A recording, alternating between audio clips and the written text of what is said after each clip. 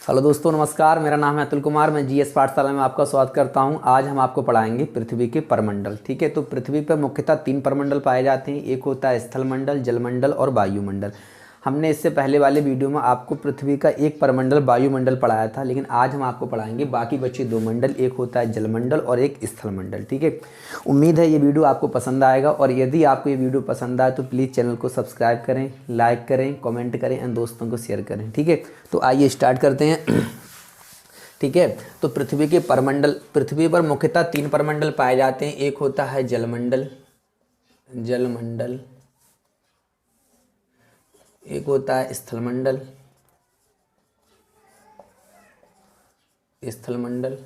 और एक होता है वायुमंडल। ठीक है, तो इससे पहले वाले वीडियो में हमने आपके लिए वायुमंडल के बारे में पढ़ाया था। ठीक है, तो वायुमंडल की विभिन्न परतों के बारे में बता दिया था कि वायुमंडल किसे कहते हैं। तो वायु का वह आवरण जो पृथ्वी को चारों ओर से घेरे उसे हम वायुमंडल कहते हैं। वायुमंडल की मुख्यतः 5 परतें होती हैं: क्षोभ मंडल, समताप मंडल, मध्यम मंडल, आयन मंडल और बाह्य मंडल। इससे पहले हम वायुमंडल को आपको अच्छे से पढ़ा चुके हैं। यदि आपने वो वीडियो नहीं देखा हो तो प्लीज़ प्लेलिस्ट में जाएं और वहां से आप वायुमंडल के बारे में देख सकते हैं। तो आइए हम स्टार्ट करेंगे और आपको पढ़ाएंगे कि क्या होता है स्थलमंडल और जलमंडल। ठीक है, तो पृथ्वी पर जो स्थल है, और पृथ्वी पर मुख्यतः 2 ही मंडल पाए जाते हैं। जैसे जैसे उदाहरण तौर पे मान लो ये पृथ्वी है। ठीक है, तो इसका जो बाहरी आवरण है वो क्या है? वायुमंडल। और ये जो पृथ्वी है इसमें मुख्यतः जैसे ऐसे करके कहीं पे भूखंड है। ठीक है, तो जैसे जो पोर्शन है जो क्या रहेगा आपका जल ही जल है, और जो अंदर का जो पोर्शन है, ठीक है, उसे हम क्या कहते हैं? वो स्थल है। क्या है? स्थल। जैसे ये स्थल है हमारा, ठीक है, और ऐसे भूखंड है, और जो बाकी जो बचा हुआ है जो हमारा क्या है? जल ही जल है। और जो बाहर का आवरण है उसे हम क्या कहते हैं? वायुमंडल कहते हैं। तो उम्मीद है इतना आपको समझ में आया होगा। जब हम पृथ्वी को डिवाइड करेंगे तो मुख्यतः 2 भागों में बांट लेंगे, एक है स्थलमंडल और एक जलमंडल। ठीक है, तो आइए स्टार्ट करेंगे कुछ इस तरीके से कि पढ़ने के साथ साथ हमको याद भी होता चला जाए। ठीक है, तो सबसे पहले हम यहाँ पे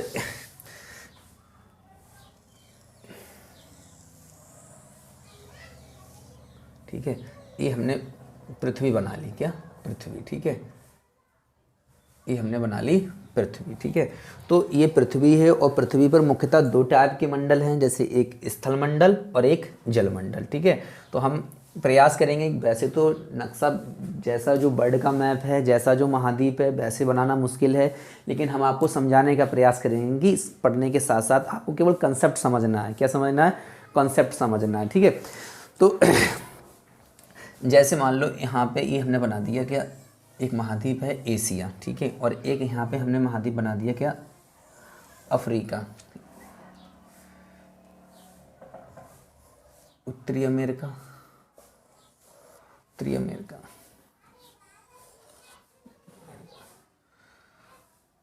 ऑस्ट्रेलिया और अटलांटिक। ठीक है, तो पृथ्वी पर मुख्यतः 7 महाद्वीप हैं। कितने महाद्वीप हैं? 7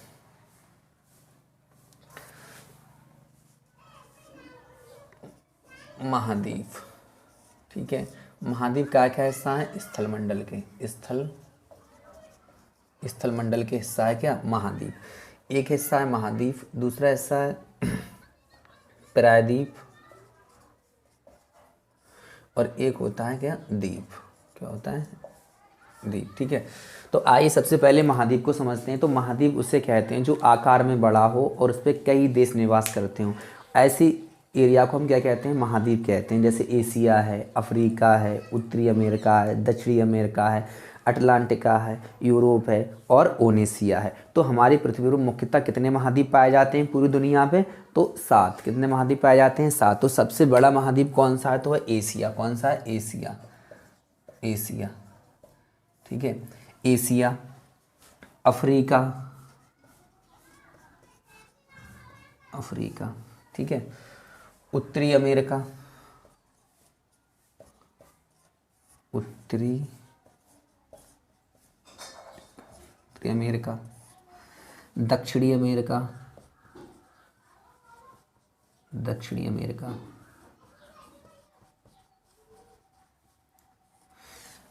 एशिया, अफ्रीका, उत्तरी अमेरिका, दक्षिणी अमेरिका, अटलांटिका, अटलांटिका,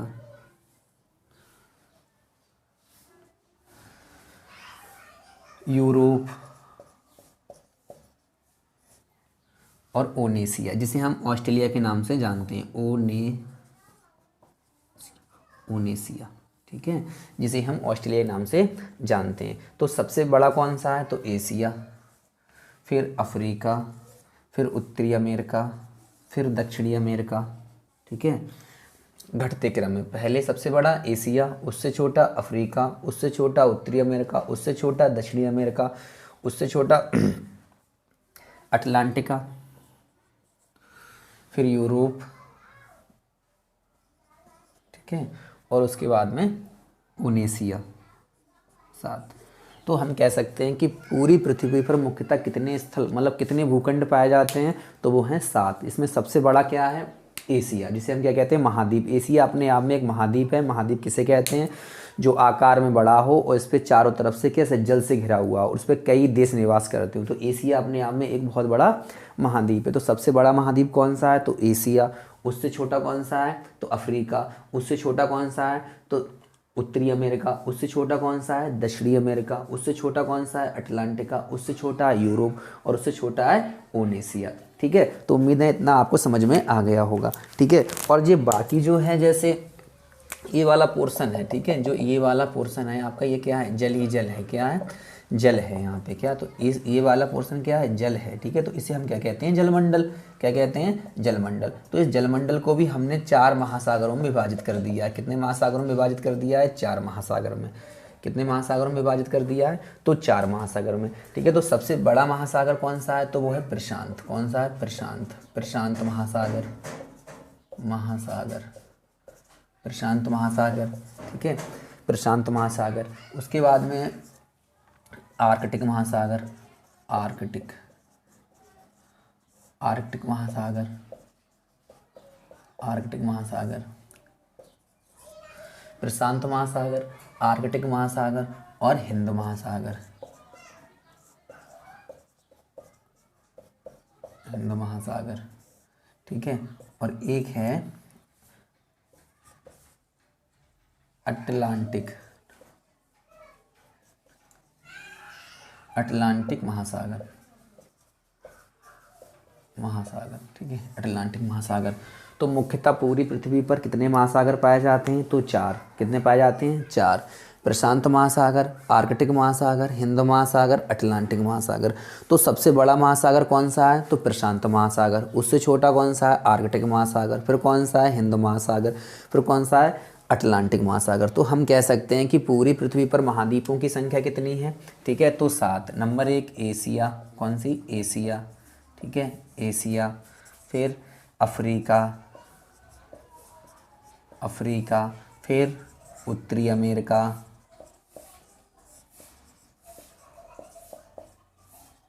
उत्तरी अमेरिका। दक्षिणी अमेरिका,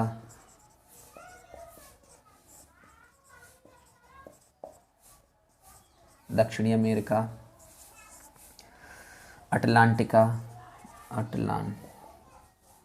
अटलांटिका। यूरोप, ओनेशिया, ओनेशिया।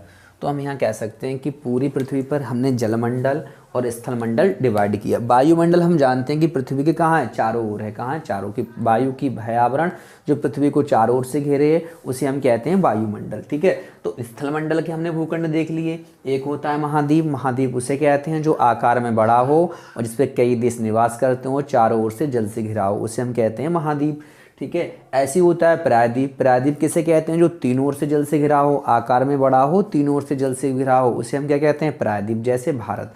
तो भारत को यदि आप देखेंगे तो भारत के उत्तर में क्या है, हिमालय पर्वत है। दक्षिण में क्या है, हिंद महासागर है। पूरब में क्या है, बंगाल की खाड़ी है। और पश्चिम में क्या है, अरब सागर है। तो भारत जो है तीनों ओर से जल से घिरा है, इसलिए वो क्या है, प्रायद्वीप है अपने आप में, ठीक है। एक होता है द्वीप, जो आकार में छोटा हो और चारों तरफ से किससे घिरा हो, जल से घिरा हो, उसे हम क्या कहते हैं, द्वीप कहते हैं। जैसे आपने सुना होगा लक्षद्वीप, दमनद्वीप, ये हमारे क्या हैं, ये हमारे द्वीप हैं। तो उम्मीद है इतना आपको समझ में आ गया होगा, ठीक है। चलो आगे कुछ चीज़ देख लेते हैं। जैसे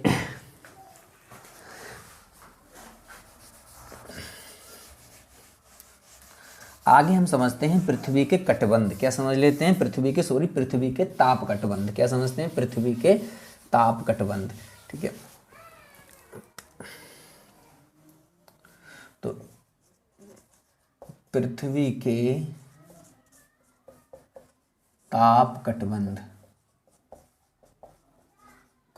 पृथ्वी के ताप कटबंध। ठीक है, तो पृथ्वी के ताप कटबंध समझने के लिए हमें मुख्यतः 3 रेखाओं को ध्यान में देना है। तो सबसे पहले एक रेखा निकल के जाती है पृथ्वी के बीचों बीच से, ठीक, जिसे हम क्या कहते हैं? भूमध्य रेखा। और भूगोल की भाषा में हम इसे कहेंगे विषुवत रेखा। क्या कहेंगे? विषुवत रेखा। ठीक है, ये है 0 डिग्री। कितनी है? 0 डिग्री। इसे कहते हैं भूमध्य रेखा, भूमध्य रेखा। ठीक है, और भूगोल की भाषा में इसे हम कहेंगे विषुवत रेखा, विषुवत रेखा। क्या कहेंगे? विषुवत रेखा। ठीक है, और इसके सबसे ज़्यादा सूर्य अगर कहीं चमकता है तो कहाँ चमकेगा? भूमध्य रेखा पर। कहाँ चमकेगा? भूमध्य रेखा पे। और 23.5 डिग्री उत्तरी गोलार्ध, मतलब इधर का जो हो गया वो बन जाता है उत्तरी गोलार्ध, इधर का जो रह गया वो होता है दक्षिणी गोलार्ध। ठीक है, और सबसे ज़्यादा कहीं स्थल है तो वो कहाँ है? उत्तरी गोलार्ध में स्थल है। ठीक है, कहाँ है? उत्तरी गोलार्ध में। तो एक यहाँ से 23.5 डिग्री उत्तरी गोलार्ध से एक रेखा निकल के जाती है जिसे हम क्या कहते हैं? कर्क रेखा। क्या कहते हैं? कर्क रेखा। और ये जो कर्क रेखा है हमारे भारत के 8 राज्यों से होकर गुजरती है। कितनी ओर से गुजरती है? 8 राज्यों से। ठीक है, तो ये अपने आप में कितनी है? 23.5 डिग्री, 23.5 डिग्री इसे बोलेंगे उत्तरी अक्षांश। 23.5 डिग्री उत्तरी अक्षांश, ये हमारा क्या हो गया? 23.5 डिग्री उत्तरी अक्षांश, उत्तरी अक्षांश, 23.5 डिग्री उत्तरी अक्षांश। और 23.5 डिग्री दक्षिणी अक्षांश, 23.5 डिग्री दक्षिणी अक्षांश, इसे हम कहते हैं मकर रेखा। क्या कहते हैं? मकर रेखा, मकर रेखा। ठीक है, ये 23.5 डिग्री दक्षिणी अक्षांश, दक्षिणी 23.5 डिग्री दक्षिणी अक्षांश। ठीक है, तो जो हमारी कर्क रेखा है ये भारत के 8 राज्यों से होकर गुजरती है। तो 8 राज्य कौन कौन से हैं? तो सबसे पहले गुजरात से निकलेगी ये। ठीक है, राजस्थान,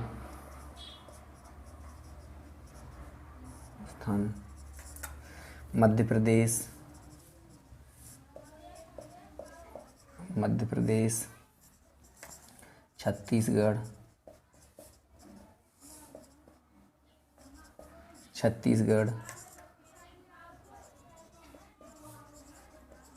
झारखंड, पश्चिम बंगाल,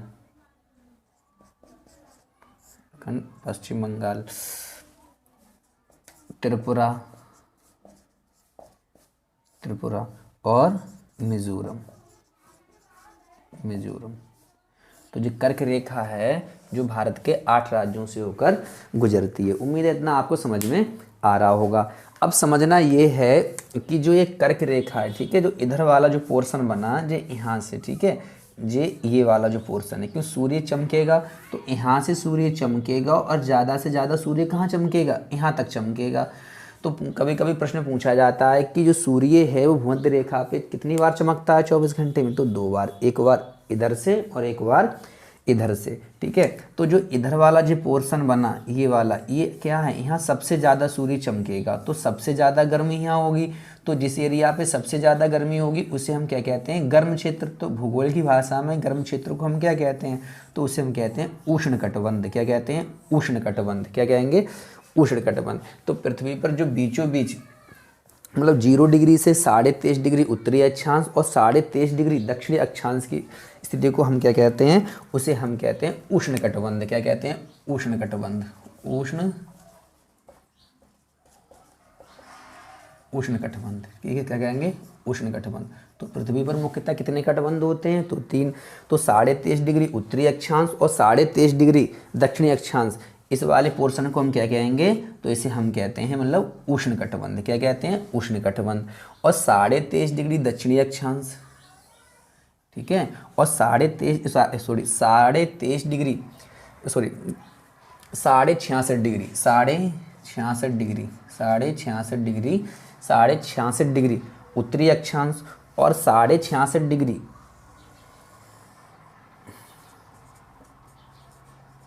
दक्षिणी अक्षांश के लिए हम क्या कहते हैं, इसे कहते हैं आर्कटिक, आर्कटिक व्रत कहेंगे या आर्कटिक रेखा कहेंगे, ठीक है। इसे अंटार्कटिक,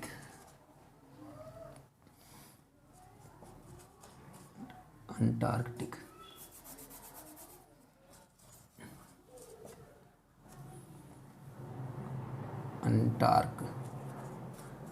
अंटार्कटिक, सही है, अंटार्कटिक रेखा कहेंगे, ठीक है।